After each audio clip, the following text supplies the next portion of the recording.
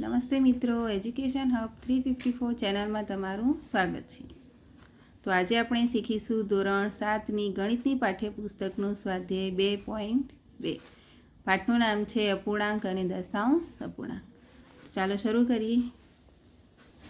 પહેલો પ્રશ્ન છે, શોધો કે દરેકનો 1/4 ભાગ શોધો। તો પહેલી રકમ છે કે a બરાબર 1/4। હવે આમાં આપણે જે પણ રકમનો આવી રીતે 1/4, 1/7, 1/2 આવી રીતે કોઈ પણ અપૂર્ણાંક ભાગ શોધવાનો હોય તો આપેલ રકમના ગુણ્યા એ ભાગ કરવાનો। તો અહીંયા આપણે 1/4 આપેલા છે અને એનો 1/4 ભાગ શોધવાનો છે। તો 1/4 ગુણ્યા 1/4। હવે આપણે આગળ શીખી ગયા કે ઉપરની સંખ્યાનો ગુણાકાર નીચેની સંખ્યાનો ગુણાકાર, એટલે ઉપર આવશે 1 એકા 1 અને નીચે આવશે ચોકે ચોકો 16। ત્યારબાદ બીજી રકમ છે 3/5। હવે એનો 1/4 ભાગ શોધવાનો છે, માટે 3/5 ગુણ્યા 1/4। તો ઉપરની સંખ્યાનો ગુણાકાર 3, નીચેની સંખ્યાનો ગુણાકાર 20। ત્રીજી રકમ છે 4/3। તો 4/3 ગુણ્યા 1/4। અંશ અને છેદમાં 4 સરખા છે, માટે બંને ચેકાઈ જશે। હવે ઉપર વધ્યા 1 અને નીચે વધ્યા 3, માટે જવાબ મળશે 1/3। ત્યારબાદ બીજી રકમ છે દરેકનો 1/7 શોધો, 1/7 શોધો। તો પહેલી રકમ છે 2/9। હવે જેમ આપણે આગળ કર્યું હતું એમ જ ગુણાકાર કરવાના કે 2/9 ગુણ્યા 1/7। તો 2 એકા 2 અને નીચેનો ગુણાકાર 9 × 63। બીજી રકમ છે 6/5। તો એના ગુણ્યા 1/7 કરીશું, એટલે ઉપરની સંખ્યાનો ગુણાકાર 6 અને નીચેની સંખ્યાનો ગુણાકાર 35। ત્યારબાદ ત્રીજી રકમ છે 3/10। તો 3/10 ગુણ્યા 1/7, માટે ઉપરની સંખ્યાનો ગુણાકાર 3 અને નીચેની સંખ્યાનો ગુણાકાર 10 × 7 = 70। ત્યારબાદ છે પ્રશ્ન 2 કે ગુણાકાર કરો અને અતિ સંક્ષિપ્ત સ્વરૂપમાં દર્શાવો। તો પહેલી રકમ છે કે 2/3 ગુણ્યા 2.2/3। તો 2/3 એમના એમ રાખીશું અને આ જે મિશ્ર અપૂર્ણાંક છે એને આપણે અપૂર્ણાંકમાં ફેરવીશું। તો એનું થશે 3 દુ 6, આ બંનેનો ગુણાકાર થશે અને એમાં +2 એડ કરીશું। તો 3 દુ 6 +2 એટલે કે 8 અને છેદમાં 3। હવે એ બંનેનો ગુણાકાર, તો અંશનો ગુણાકાર ને છેદનો ગુણાકાર, માટે 8 દુ 16 અને 3 તરી 9।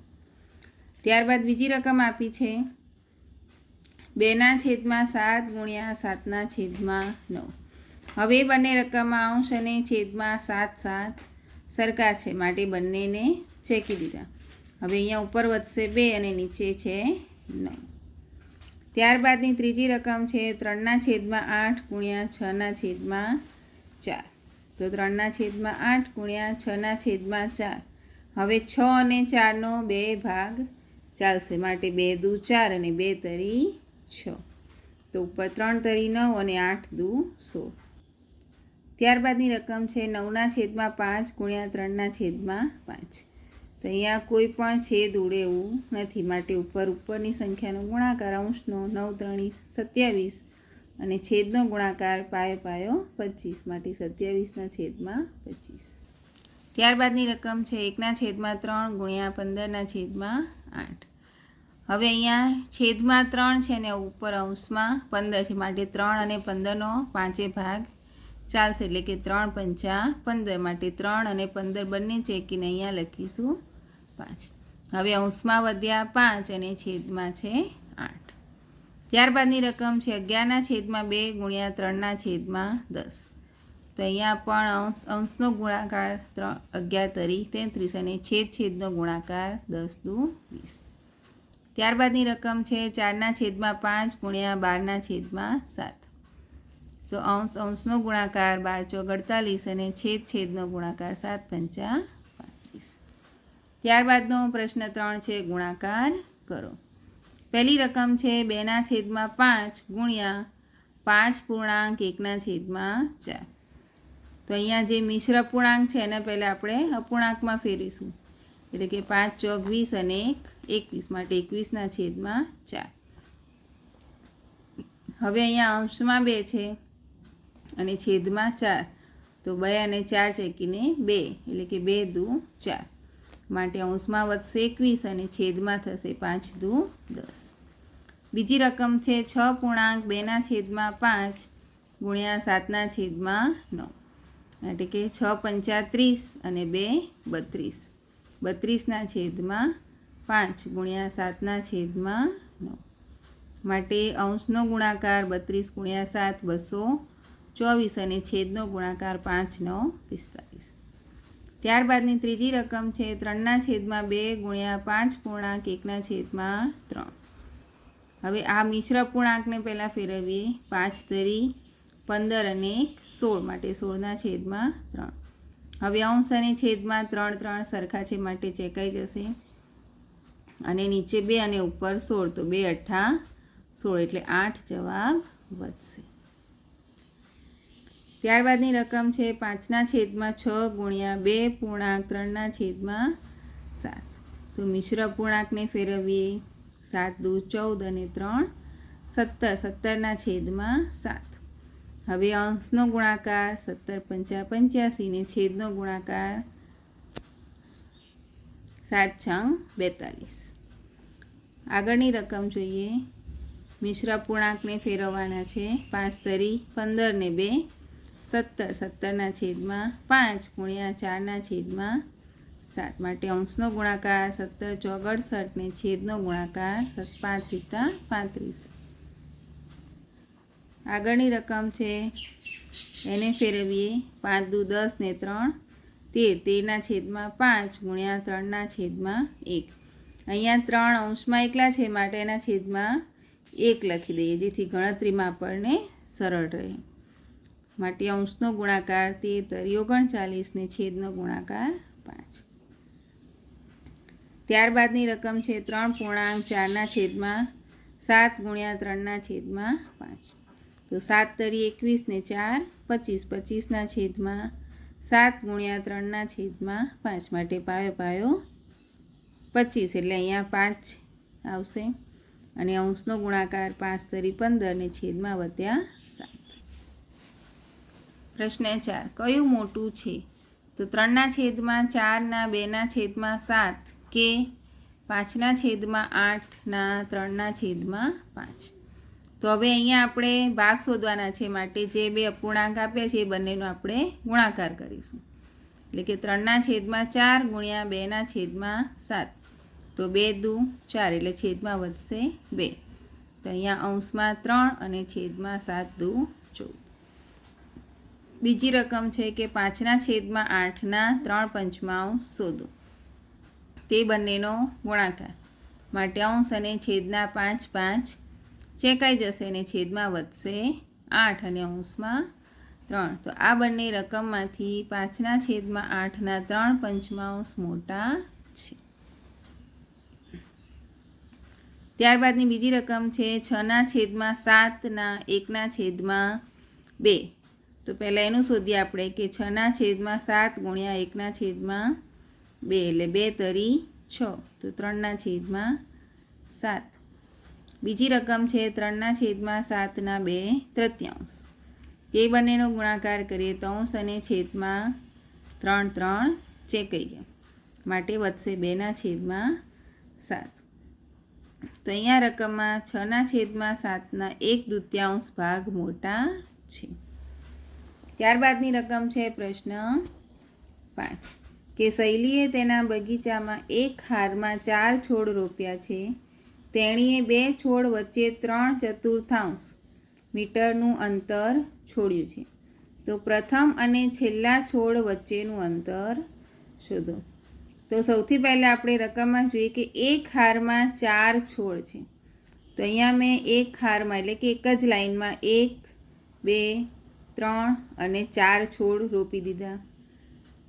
હવે બે છોડ વચ્ચે 3/4 મીટરનું અંતર છે, એટલે કે દરેક બે છોડ વચ્ચે 3/4 મીટરનું અંતર રાખ્યું છે. તો આ બે છોડ વચ્ચે 3/4, બીજા અને ત્રીજા છોડની વચ્ચે પણ 3/4 અને ત્રીજા અને ચોથા છોડની વચ્ચે પણ 3/4. હવે આપણે આગળ શોધવાનું છે કે પ્રથમ અને છેલ્લા છોડ વચ્ચેનું અંતર શોધો. તો પ્રથમ અને છેલ્લા આ બંને છોડ વચ્ચેના 3 ભાગમાં અંતર આવેલા છે. હવે ત્રણેયનો આપણે સરવાળો કરીએ કે 3/4 પ્લસ 3/4 પ્લસ 3/4. હવે અહીંયા છેદ સરખો છે માટે 4 અને અંશમાં આવશે 3, 3, 6, 3, 9. તો 9/4. પ્રશ્ન 6. લિપિકા દરરોજ 1.3/4 કલાક એક પુસ્તક વાંચે છે. તે આ પુસ્તક 6 દિવસમાં આખું વાંચે છે. તો આ પુસ્તક વાંચવા માટે તેણે બધું મળીને કેટલા કલાક ફાળવ્યા હશે? હવે અહીંયા લિપિકા દરરોજ 1.3/4 એટલે કે સૌથી પહેલાં મિશ્ર અપૂર્ણાંકને આપણે અપૂર્ણાંકમાં ફેરવીએ. તો 4 × 4 અને 3 7 એટલે કે 7/4 કલાક એ એક પુસ્તક દરરોજ વાંચે છે. હવે 6 દિવસમાં તે કેટલું વાંચશે? તો એક દિવસનું વાંચન એનું 7/4 કલાક છે. તો 6 દિવસનું વાંચન કેટલું થશે? તો 6 × 7/4 માટે અહીંયા 4 અને અંશમાં 6. તો 2 તરી 6 અને 2 દુ 4 માટે 4 ચેકીને 2 લખીશું ને 6 ચેકીને 3 લખીશું. હવે અંશમાં છે 7 તરી 21 અને છેદમાં છે 2. હવે આ અપૂર્ણાંકને ફરીથી મિશ્ર અપૂર્ણાંકમાં ફેરવીએ એટલે કે 10.1/2 કલાક ફાળવ્યા હશે. પ્રશ્ન 7. એક કાર 1 લીટર પેટ્રોલનો ઉપયોગ કરીને 16 કિલોમીટર અંતર કાપે છે. તો તે કારે 2.3/4 લીટર પેટ્રોલનો ઉપયોગ કરીને કેટલું અંતર કાપ્યું હશે? તો અહીંયા જોઈએ આપણે કે 1 લીટર પેટ્રોલ બરાબર એ 16 કિલોમીટર અંતર કાપે છે. હવે અહીંયા મિશ્ર અપૂર્ણાંક છે 2.3/4 લીટર.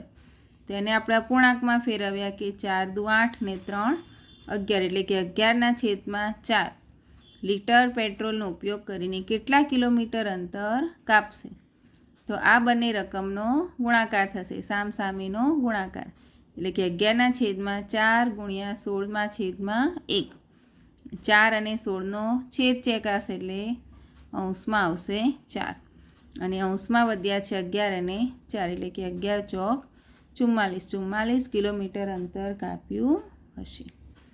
ત્યારબાદનો છેલ્લો પ્રશ્ન છે પ્રશ્ન 8 કે બોક્સમાં એવી સંખ્યા લખો કે જેથી 2/3 ગુણ્યા ખાલી જગ્યા બરાબર 10/30 થાય.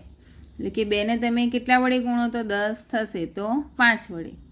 અને 3ને તમે કઈ સંખ્યા વડે ગુણશો તો 30 મળશે 10 વડે. હવે આ બોક્સમાં મળેલી એટલે કે 5/10 આ જવાબ આપણને અહીંયા મળ્યો. એ સંખ્યાનું અતિ સંક્ષિપ્ત રૂપ તો અહીંયા 5 અને 10નો છેદ છે કે આપણને તો અહીંયા મળશે 1/2 કારણ કે 5 દુ 10. બીજી રકમ એના જેવી જ છે કે ખાનામાં એવી સંખ્યા લખો કે જેથી 3/5 ગુણ્યા ખાલી જગ્યા બરાબર 24/75 થાય. તો 3ને આપણે કઈ સંખ્યા વડે ગુણીએ તો 24 મળે 8 વડે અને 5ને કઈ સંખ્યા વડે ગુણીએ તો 75 થાય 15 વડે. હવે જે 8/15 છે એનું અતિ સંક્ષિપ્ત રૂપ તો 8 અને 15 આપણે કોઈ પણ એક કોમન નંબરથી ભાગી શકતા નથી માટે એનો જવાબ 8/15. તો મિત્રો આજે આપણે શીખ્યા સ્વાધ્યાય 2.2. હવે આગળ આપણે સ્વાધ્યાય 2.3 કરીશું. ત્યાં સુધી મારી ચેનલને લાઇક, શેર અને સબસ્ક્રાઈબ કરજો. Thank you.